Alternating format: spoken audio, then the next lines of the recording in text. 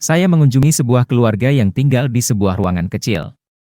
Seperti biasa, mereka menawarkan kopi dan sebagainya, tetapi ketika mereka mulai menunjukkan kunci desa mereka, rumah mereka, gambar tanah mereka, ketika mereka mulai menceritakan kisah-kisah yang diidealkan tentang bagaimana kehidupan di Galilea.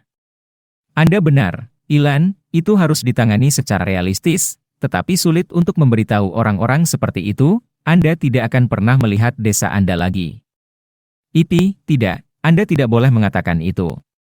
Apa yang saya maksud adalah bahwa kita harus memberitahu mereka bahwa sampai mereka melihat desa mereka, mereka harus membuat hidup mereka lebih baik.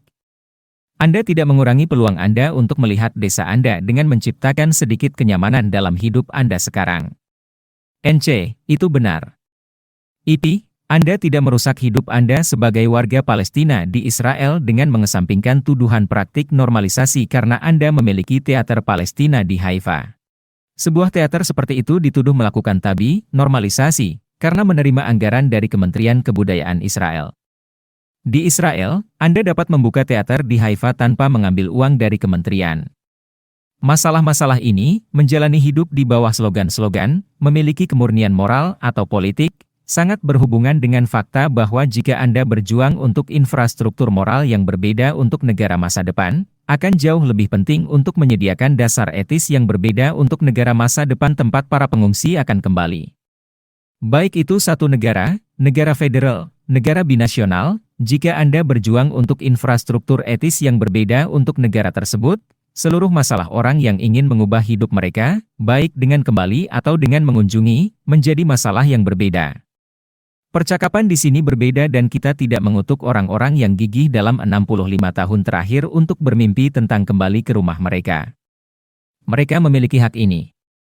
Tetapi apa yang kita lakukan sampai hak itu diimplementasikan? Menurut saya ini tidak kalah pentingnya daripada melindungi hak itu.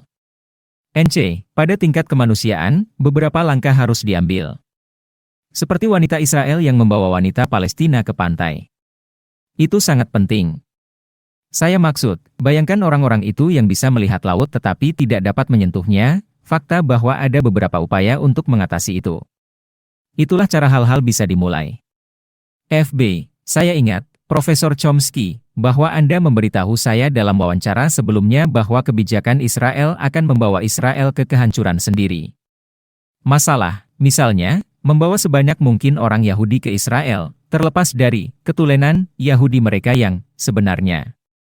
Yahudi Rusia, Yahudi Ethiopia, rasisme internal yang diciptakannya, antara Yahudi Haredi, Ashkenazi, Mizrahi, menjadi sangat mengkhawatirkan dan problematis. Bisa Anda refleksikan tentang itu? Itu satu jenis masalah internal. Tetapi yang saya maksud adalah yang berbeda. Pada tahun 1971, Israel membuat keputusan, yang menurut saya adalah keputusan paling berbahaya dalam sejarahnya. Ada tawaran dari Mesir untuk perjanjian perdamaian penuh. Pemerintah Israel, yang dipimpin oleh Golda Meir, mempertimbangkannya dan menolaknya karena mereka ingin mengkolonialisasi Sinai. Pada dasarnya pilihan mereka saat itu adalah antara keamanan dan ekspansi. Perjanjian perdamaian dengan Mesir, apapun yang mungkin Anda pikirkan tentang hasilnya, akan berarti keamanan, bahkan keamanan permanen karena Mesir adalah kekuatan militer Arab yang kuat satu-satunya. Mereka mengerti itu, tetapi mereka lebih memilih untuk memperluas ke Sinai. Ini adalah keputusan yang berbahaya dan itu telah diikuti sejak saat itu. Sejak saat itu, Israel lebih memilih ekspansi daripada keamanan. Mengatakan bahwa mereka lebih memilih ekspansi daripada keamanan berarti bahwa mereka akan mengikuti jalur Afrika Selatan yang apartheid karena itu mengikuti dengan sendirinya. Langkah demi langkah mereka akan menjadi terisolasi, menjadi negara paria, tidak sah, sangat mirip dengan Afrika Selatan, mereka akan dapat bertahan hanya selama AS mendukung mereka. Sangat menarik untuk melihat sejarah Afrika Selatan. Anda sebagian besar dapat menggantikan kata Afrika Selatan dengan Israel sepanjang sejarahnya. Pada sekitar tahun 1960, rezim apartheid menyadari bahwa mereka menjadi paria internasional. Kami sekarang tahu dari dokumen yang dideklasifikasi bahwa Menteri Luar Negeri memanggil Duta Besar Amerika dan memberitahunya bahwa dia tahu semua orang memilih menentang mereka, tetapi selama AS mendukung mereka, mereka tidak peduli. Itu sebagian besar apa yang terjadi. Pada tahun 1988 dan beberapa tahun setelahnya, AS masih mendukung Afrika Selatan dengan kuat. Thatcher juga, tetapi itu terutama Reagan dan AS Afrika Selatan baik-baik saja. Ketika kebijakan AS berubah, apartheid berakhir. Israel sedang bergerak dalam arah yang sama persis. Saat ini, dukungan tunggal mereka, hampir, adalah AS. Mereka menjadi tidak sah. Mereka khawatir tentang itu, tetapi itu akan terus berlanjut.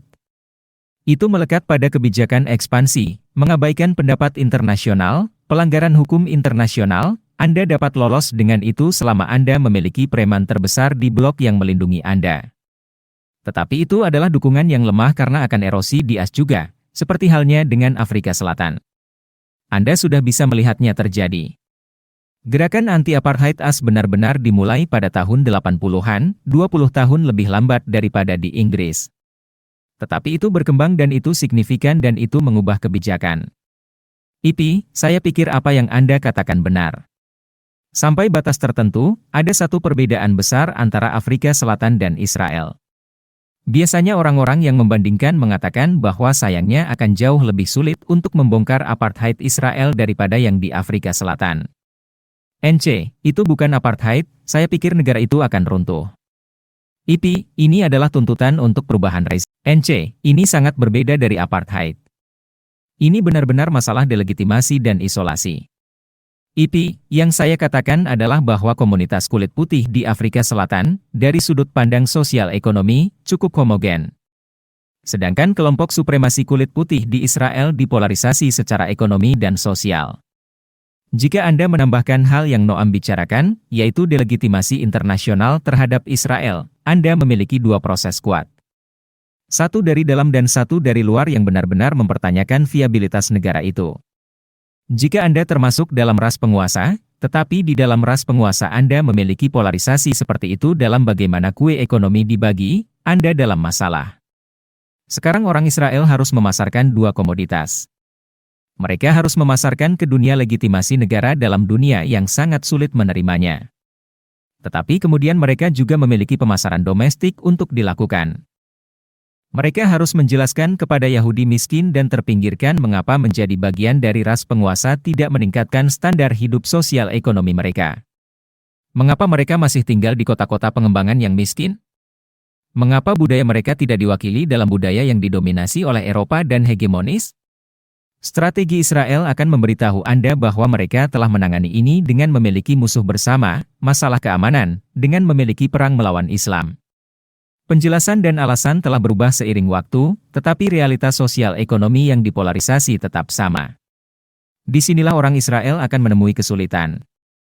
Ada batas sampai seberapa banyak Anda dapat membenarkan marginalisasi dan polarisasi sosial ekonomi. Ini menjadi masalah yang lebih akut karena sejak 2008, kelas menengah di Israel sedang dipaksa menjadi kelas menengah bawah, yang berarti bahwa sejumlah lebih besar orang dicegah mendapatkan bagian mereka dari kue nasional meskipun mereka termasuk dalam kelompok etnis. Di masa lalu dan sampai baru-baru ini, kemampuan untuk membuat cukup banyak orang yakin bahwa asosiasi etnis mereka juga memberi manfaat ekonomi kepada mereka pada dasarnya bergantung pada jumlah besar bantuan keuangan Amerika kepada Israel. Tidak jelas seberapa lama bantuan besar seperti itu akan terus berlanjut. Kebiasaan untuk meninjau kritis seberapa banyak Amerika menghabiskan di luar negeri tidak hanya berasal dari kritik anti-imperialis di Amerika Serikat, dan orang-orang yang akan menuntut pengurangan bantuan kepada Israel tidak selalu pro-Palestina. Pertanyaannya adalah apakah negara Yahudi masih menjadi aset strategis atau liabilitas keuangan. Proses-proses ini akan bekerja untuk melemahkan negara Zionis dalam jangka panjang. Tetapi ketakutanku yang besar adalah tentang masa depan dekat.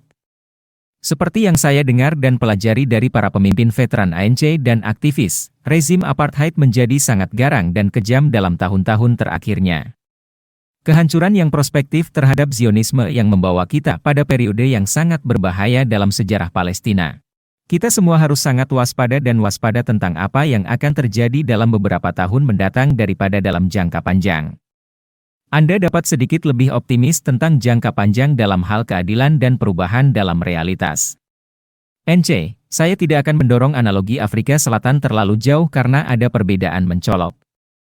Satu perbedaan yang tidak bisa diakui di AS karena alasan yang jelas adalah bahwa orang Kuba yang menghancurkan rezim Afrika Selatan. Mereka yang mengusir penjajah Afrika Selatan dari Angola, Namibia, merusak mitos manusia kulit putih super. Pasukan hitamlah yang mengusir mereka. Ini memiliki efek yang sangat besar. Akan butuh waktu lama sebelum ini masuk ke dalam kesadaran AS. Hal lain adalah apa yang Anda bicarakan. Komunitas kulit putih yang homogen. Yang berarti ada masalah kelas yang krusial. Mungkin untuk mencapai penyelesaian di Afrika Selatan yang jenisnya tidak mungkin di Israel. Penyelesaian final adalah, mari kita pertahankan sistem sosial ekonomi dan miliki beberapa wajah hitam di limosin. Anda tidak bisa melakukan itu di Israel. IP membuat analogi antara Afrika Selatan dan Palestina memiliki keuntungan dan kerugian. Anda sudah memiliki borjuis Palestina di dalam Israel. Anda tidak memiliki kepala Departemen Medis Afrika di Afrika Selatan. Ambil contoh Galilea. Di sana, komunitas-komunitas yang saling terkait secara perlahan menjadi fakta kehidupan. Ini sudah menjadi kenyataan yang mencerminkan masa depan. Sifat negara masih etnis dan segregasionis, tetapi transisi menuju negara yang mengakui realitas yang sudah ada di lapangan tidak harus sedramatis atau sedrastis seperti di Afrika Selatan. Di bagian lain dari negara itu, terutama di tepi barat dan area Yerusalem besar, membongkar realitas saat ini dan menggantinya dengan yang lebih adil akan sangat mirip dengan proses yang terjadi dalam transisi di Afrika Selatan dari apartheid ke negara pasca apartheid. Jadi tidak ada kerugian dalam mempelajari secara dekat kasus Afrika Selatan agar tidak mengulangi kesalahan yang dibuat di sana dan juga menyadari perbedaan yang membutuhkan pemikiran orisinal untuk kasus Israel dan Palestina. NC, Afrika Selatan berbeda karena populasi kulit putih membutuhkan mitra kulit hitamnya. Itu adalah tenaga kerjanya. Israel tidak menginginkan Palestina. Afrika Selatan sebenarnya mendukung Bantustan. Mereka ingin mereka berkembang karena mereka harus memperbanyak tenaga kerja dan diakui secara internasional. Dalam detailnya, itu tidak akan menjadi proses yang serupa meskipun ada beberapa kesamaan. Apa yang saya sebutkan sebelumnya, Israel menetapkan bahwa mereka akan menjadi negara pariah, tetapi itu tidak masalah selama AS mendukung mereka. Itu sangat mirip dengan posisi Afrika Selatan. Itulah mengapa saya sering menulis, sejak tahun 1970-an, bahwa orang-orang yang menyebut diri mereka pendukung Israel sebenarnya adalah pendukung degenerasi moralnya dan mungkin kehancurannya pada akhirnya. IP, tentu saja.